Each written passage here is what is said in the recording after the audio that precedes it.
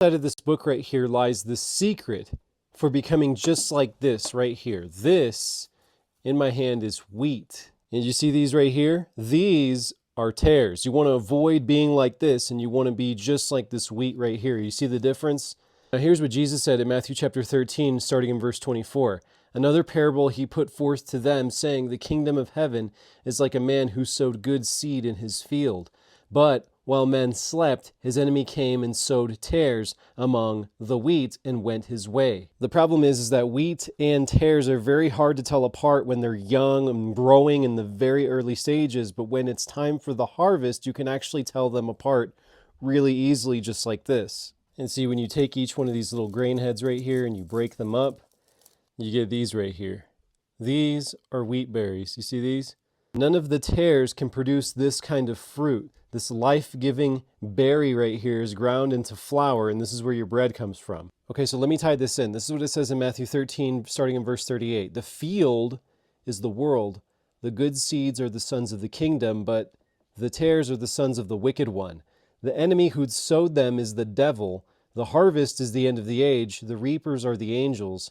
Therefore, as the tares are gathered and burned in the fire, so it will be at the end of this age.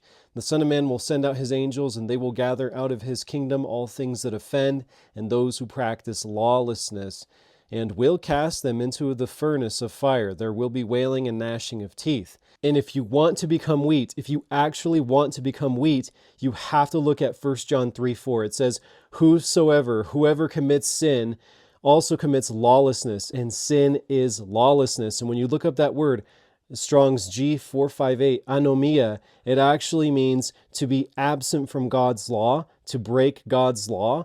And this is what it means to become wheat. It means to actually go back into covenant with God and actually pay attention to all things that he's written for us in what's called the Torah from Genesis or Deuteronomy. Don't get me wrong. Salvation is the free gift of God, not of works, lest any man should boast. It's a free gift, but there are secrets of living righteously in order to go back into covenant with God, do things his way, not like Judaism, which is a anti-Messiah religion, not like the traditions of men, but actually just doing what's right in the eyes of God. This is all laid out, all the secrets of living righteously, knowing the time clock of the Most High God, both for prophetic events, but also just for being ready for the return of Christ. Of course, we don't know the day and the hour, but we certainly can know the season, guys. Get Bible prophecy secrets. Understand all the mysteries of prophecy, including the wheat harvest that's about to happen in the